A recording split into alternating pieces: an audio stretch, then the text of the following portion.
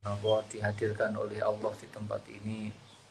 Semoga kita termasuk orang-orang yang mayyudillahu bi khairan yufaqihu fiddin, orang-orang yang dikehendaki menjadi orang yang baik akhirnya diberikan kesempatan oleh Allah untuk tafaqquh fiddin, untuk belajar agama.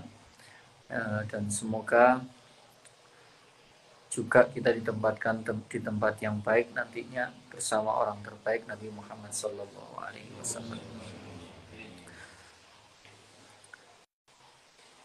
Bismillahirrahmanirrahim. Kita lanjutkan nopo terkait dengan kesunahan sholat. Selanjutnya setelah kemarin nopo tentang nopo menggunakan pakaian yang bagus ketika sholat, terus kemudian khusyuk. Jadi khusyuk niku nggih anteng, nek cara bahasane khusyuk niku anteng. Anteng itu ada anteng yang jawarih. Jawarih niku anggota badan, dan anteng yang kedua itu adalah anteng hati. Tapi yang difokuskan di sini itu antengnya hati. Karena kalau antengnya tubuh itu tentu karena gerakan yang besar, kalau lebih dari 2 kali itu nanti membatalkan sholat. Jadi maksimal gerakan yang selain gerakan sholat itu maksimal 2 kali. Jadi kalau melangkah, misalkan kita mau satu soft, mau menutup soft depan, itu boleh jalan maksimal 2 langkah. Jadi nanti kalau mau nambah lagi ya diam dulu, 2 langkah mandek, terus nambah lagi langkah berikutnya. Itu kalau sudah ada spasi itu dianggap mulai 1 lagi, bukan melanjutkan. Jadi untuk gerakan selain gerakan sholat itu nanti maksimal 2. Tapi kalau gerakan sholat itu ya tidak dihitung, karena itu gerakan sholat. Gerakan selain sholat itu nanti lebih dari 2 tentu membatalkan. Termasuk kadang-kadang kembalinya tangan dari rukuk, itu sanggol hamidah, tangan yang ini, nah itu sudah berapa gerakan. Nah, makanya sunnah misalkan diletakkan di perut, sami Allahu liman hamidah. Nah, sunnah kemarin itu juga disunnahkan begitu. Yang penting tidak ada gerakan selain gerakan sholat. Khusyuk yang difokuskan pembahasan di sini adalah khusyuknya hati. Khusyuknya hati itu berarti hatinya tidak tidak berpikir kecuali yang berhubungan dengan sholat. Kalau menurut Imam Malik bahwa khusyuk itu adalah hukumnya wajib. Jadi kita itu melok Imam Malik, sholat tidak khusyuk, maka sholatnya tidak sah, karena itu syarat bagi keabsahan sholat. Nah, jadi ada plus minusnya kalau kita mengikuti mazhab itu. Kalau mazhab Malik itu bismillahnya tidak wajib, tapi sunnah. Tapi khusyuk menjadi syarat sahnya sholat. Wuduknya Imam Malik itu yang menyentuh perempuan, yang menyentuh atau tersentuh selama tidak syahwat itu tidak membatalkan sholat. Tapi kalau menurut Imam Syafi'i itu tidak membatalkan wudhu. Tapi kalau menurut Imam Malik itu membatalkan wudhu. Cuma dalam syaratnya wudhu juga berbeda. Jadi termasuk dalkun, mosoi itu menjadi syarat sahnya wudhu. Tapi kalau Imam Syafi'i itu hanya sunnah pun. Nah, maka menurut Imam Malik bahwa khusyuk itu hukumnya adalah wajib. Wali anna lana wajan ikhtarahu jam'un anau syartun lisihah. Lakin fil ba'di wal asoh annahu sunnatun indana. Jadi kalau menurut Imam Syafi'i bahwa khusyuk itu hukumnya adalah sunnah, bukan syarat sahnya sholat. Jadi masih sholat gak khusyuk itu bangga sah. Kata yo, wis tau kok turun sholat khusyuk yo. Nah, piye rasanya sholat khusyuk? Nah, ya, piye caranya? Lek sholat setengah ngantuk yo sering. Sholat yang khusyuk niku seperti apa? Sholat khusyuk niku. Nah, nanti ada beberapa batasannya. Qala al-qadi yukrahu ayyufakkira fi sholatihi fi amrin dunyawiyyin aw mas'alatin fiqhiyatin. Menurut Qadi Iyad bahwa berpikir ketika sholat itu berpikir tentang masalah dunia itu hukumnya makruh. Jadi tidak khusyuk itu tidak sampai membatalkan sholat. Tapi lek sing dipikir masalah dunia itu hukumnya makruh. Atau bahkan masalah fikih, misalkan hukum ini piye yo, itu dipikir dalam sholat itu juga makruh. Mikir dunia kingko enake nopo brambange tuku pirang ngono yo tuku piro yo enake. To kingko apa misalnya budal kulaan jabiro. Ya itu berpikir masalah dunia itu hukumnya makruh. Sedangkan kalau berpikir masalah akhirat itu tidak makruh. Tidak makruh kalau berpikir masalah akhirat. Seperti misalkan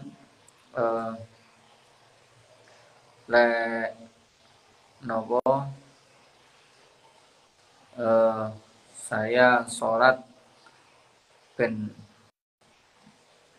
dapat ridhonya Allah misalkan dan seterusnya. Nah, itu bagian dari berpikir akhirat. Pak mikir masalah bidadarinya akhirat ya nopo. Iku masalah dunia apa masalah akhirat. Wis pokoknya bidadari berarti mikir masalah akhirat ngono ae. Di bidadari kan akhirat ono ae. Wah salat ini kira-kira ben oleh bidadari 100 ini.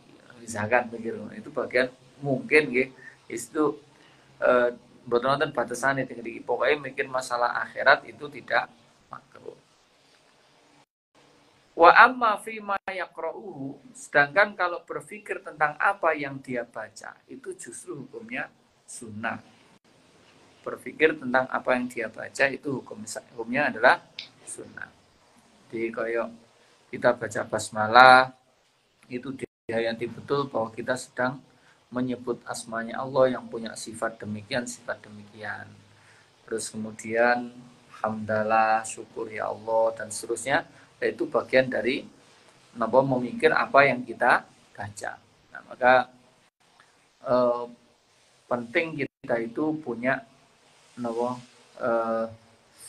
tahu paling tidak roh lah artinya Fatihah, roh artinya surat. Terus iftitah apa artinya itu ya diusahakan kita itu paling tidak itu tahu artinya. Jadi misalkan pas eling masalah di sepeda, pas dandaran sepeda gak mari-mari. Baru mikir pas sholat ijo iki kira-kira iki masalah di bagian mesin sing kene lho itu ya mikir masalah dunia. Itulah segera disingkirkan dengan menghayati apa yang kita baca. Insyaallah niku saged tersingkirkan. Tapi kadang-kadang malah dinikmati. Malah dinikmati iki lek gak wae salat gak kira kober mikir ngene.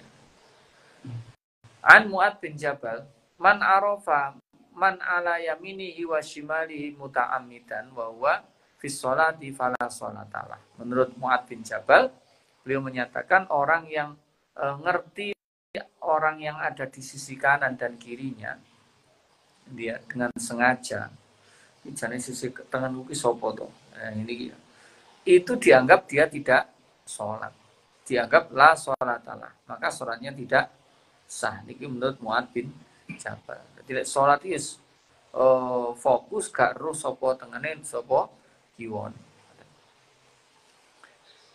Idza kanat sholatuhu fil baiti wa fil masjidi bil jamaah walakinnau idza shola fil masjidi la yahsul lahu khudurun wa khusyu'un wa idza shola fil baiti yakunu bil khuduri wal khusyu' fal muqaddam as-sholatu fi ghairil masjidi ma'al khudur wa in fatathu fadilatul masjid. Ketika seseorang itu sholat di rumah, bandingannya dengan sholat di masjid dengan jamaah. No omah gak jamaah, no masjid jamaah. Tapi kalau sholat di masjid itu dia tidak bisa khusyuk. Sedangkan kalau dia sholatnya di rumah itu justru bisa khusyuk. Itu bagaimana? Fal muqaddam as-sholat fi ghairil masjid. Maka yang didahulukan sholat tidak di masjid. Jadi lek nok masjid gak iso khusyuk, tapi di omah iso khusyuk. Ya napa? Ya didahulukan yang tidak di masjid tadi, berarti yang di rumah. Loh kenapa? Karena kaidahnya kan begini. Al-fadilah al-muta'alliqah bil ibadah aula minal muta'alliqah bil makan. Ibadah yang napa fadilah yang berhubungan dengan nafsu ibadah itu diutamakan daripada fadilah yang berhubungan dengan dengan makan atau zaman. Jadi ingatan ibadah fadilah itu ada yang berhubungan dengan tempat, ada yang berhubungan dengan waktu, ada yang berhubungan dengan nafsu ibadah. Jadi nafsu ibadah kayak sholat itu ya sak jenggerengi sholat itu jenenge nafsu ibadah. Terus sholat di masjid berarti sholat fadilahnya yang berhubungan dengan tempat. Awal waktu itu fadilah yang berhubungan dengan waktu. Nah, maka kalau ada ta'arud perbedaan, lek di kene ini, lek di kene ini, maka yang diutamakan harus yang berhubungan dengan nafsu ibadah.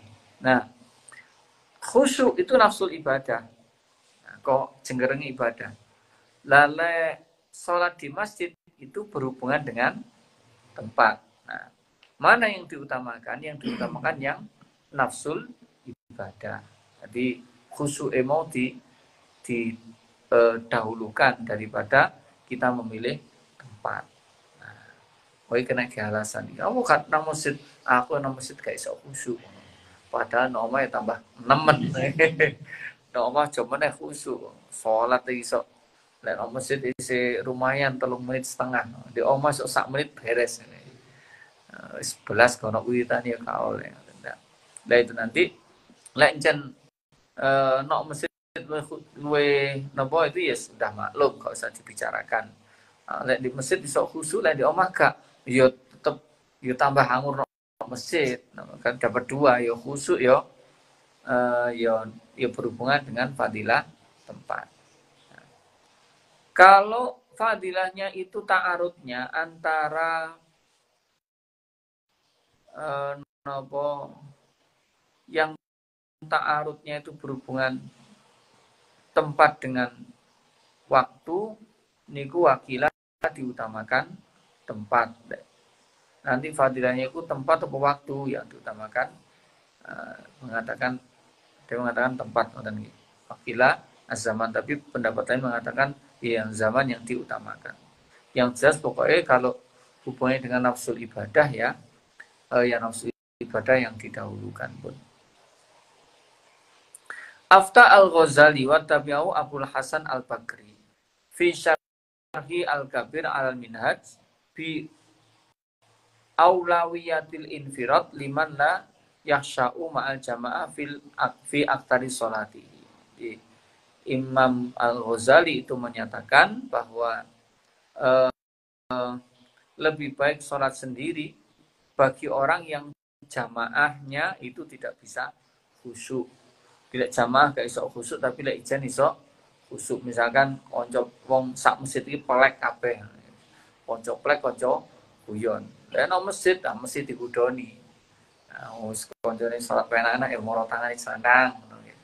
Si salat anu moro ditekok mbul dijedul ngono nggih. Lek ngono iku meskipun dengan berjamaah itu ya lebih baik salat yang sendiri.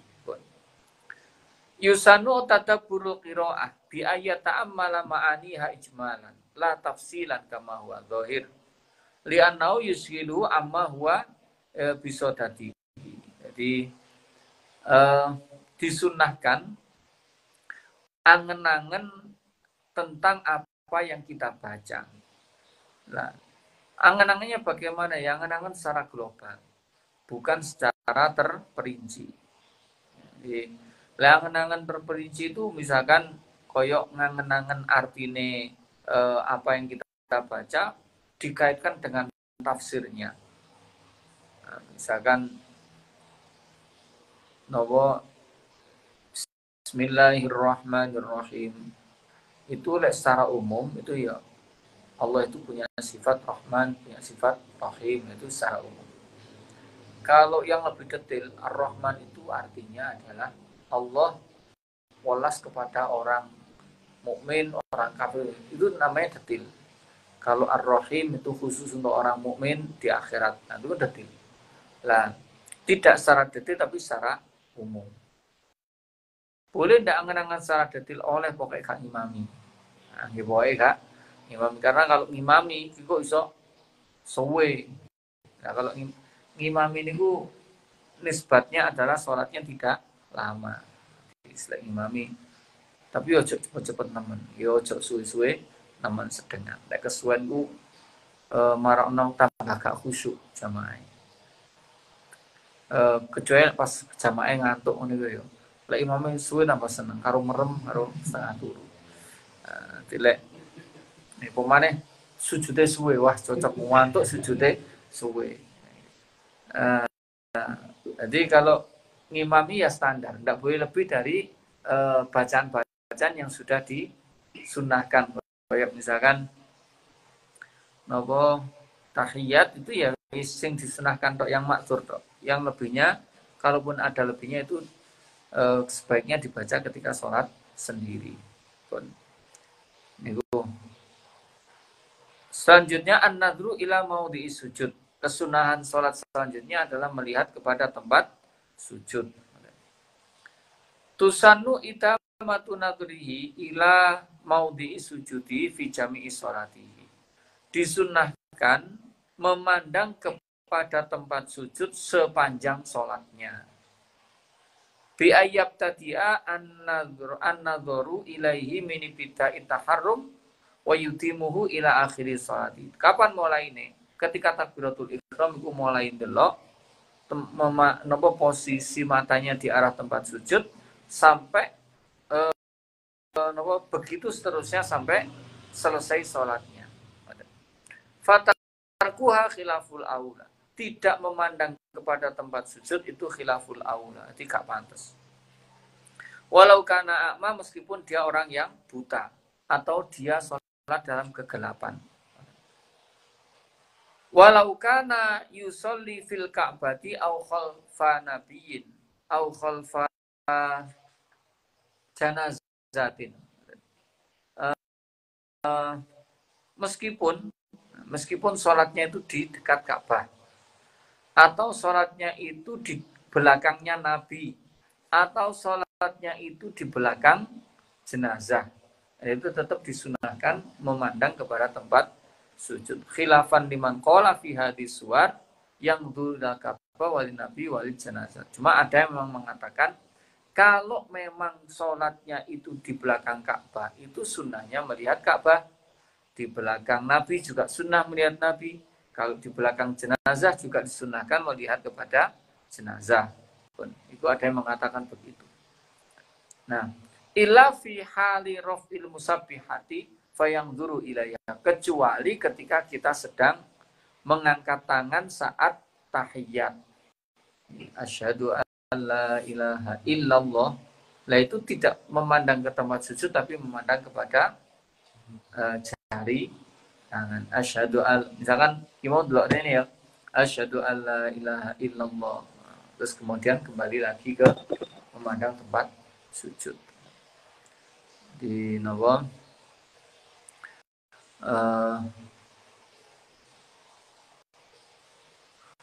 ngangkat tangan ketika ngangkat jari ketika pengecualiannya yang tidak memandang ke tempat sujud itu.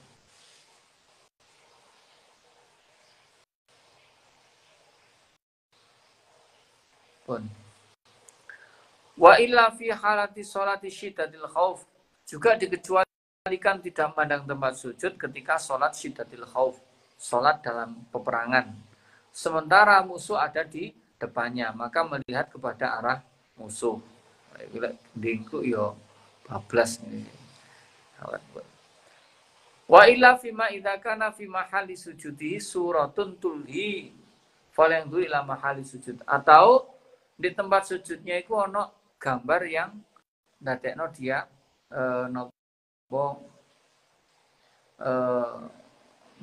tidak fokus pada sholat, misalkan nopo jenenge pas di lapangan boleh sholatnya boleh lemek koran.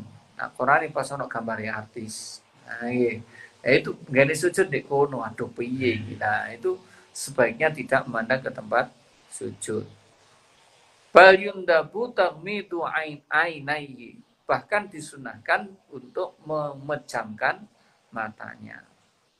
Bahkan waqad yajibu sorfan an nahwi auratin au amrotin wa wa man nasya'ra biwajhihi. Bahkan wajib untuk tidak memandang kepada kepada tempat atau sesuatu. Di antaranya semacam ada aurat, ono aurate wong wedok, atau ono amrot niku laki-laki tapi ganteng, saking gantengnya malih koyok ayu. Ini jenenge amrot. Dan di pondok jenenge Mary.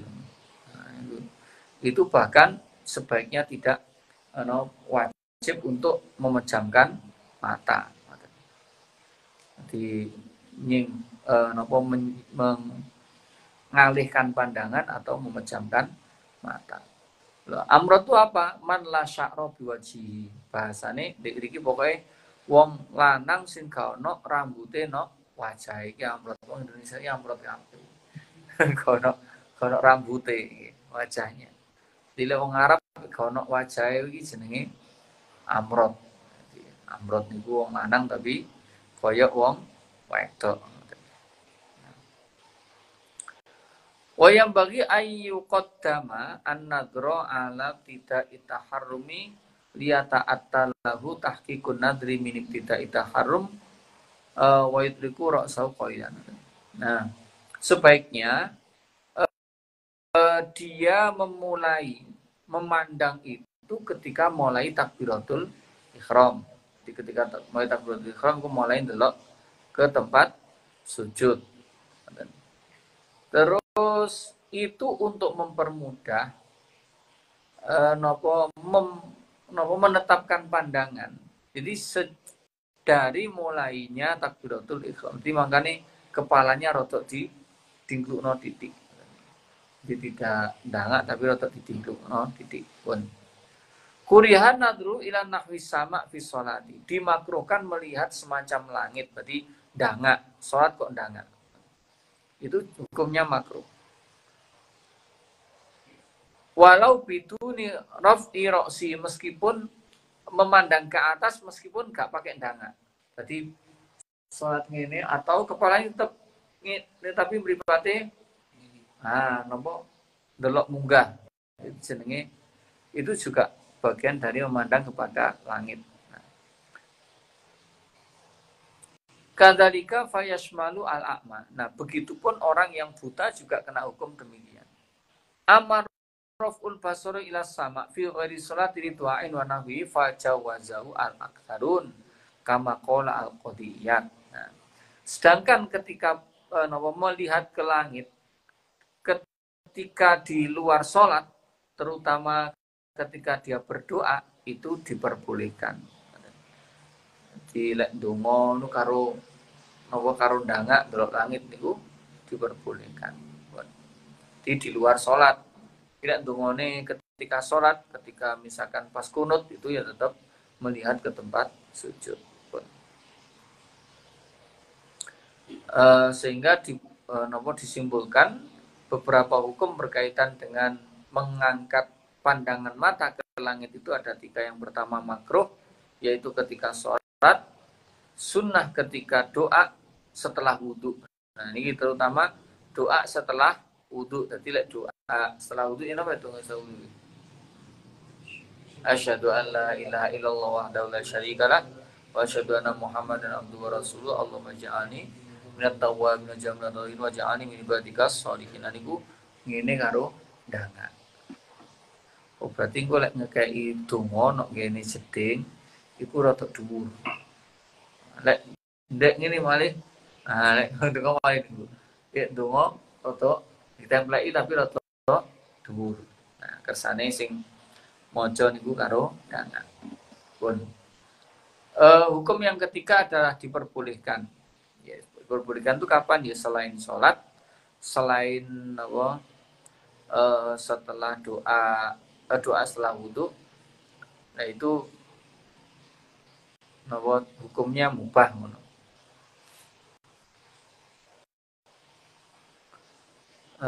Terus kemudian yang terakhir, yukrahu takmidul jifni fi sholati. Jafni. Yukrahu takmidul jafni fi sholati. Walau kana a'ma illa li hajatin fala karohata. Dimakruhkan memejamkan mata ketika sholat meskipun dia orang buta, kecuali memang ada hajat.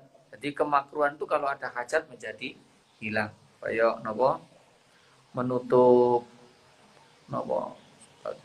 sebagian muka ketika sholat itu hukumnya makruh.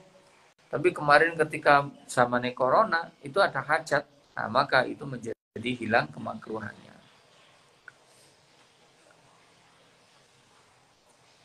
Balqad yajibu lil kafi 'ani nadhari ila ma yahrumu. Tetapi menutup mata itu terkadang hukumnya wajib ketika dia melihat kepada perkara yang haram. Wa qad yusannu kama idza shalla ila haiti muzayyan au naima yusawisul fikra idza sholatu ila dzalika au alaihi au fi makruhatun. Nah nanti napa menutupkan mata itu yang pertama tadi makruh, yang kedua itu wajib, melihat wajib, dan yang ketiga itu disunnahkan. Jadi ketika melihat sesuatu yang menjadikan dia was-was dalam sholatnya, itu hukumnya makruh. Jadi misalkan delok sajadah, model sajadah ini ku ndadekno wong mikir macam-macam, yang mikir positif tapi macam-macam. Nah itu nanti hukumnya makruh. Tapi kalau yang jelas ndadekno dia hilang kekhusyuannya, nah itu nanti menjadi haram. Pun niku berkaitan kali khusyuk dan memandang ke tempat sujud. Pun teman-teman nggih. Al-Fatihah. A'udzu billahi minasy syaithanir rajim. Bismillahirrahmanirrahim. Alhamdulillahi rabbil alamin. Ar-Rahmanir Rahim. Maliki yaumiddin. Iyyaka na'budu wa iyyaka nasta'in. Ihdinas siratal mustaqim.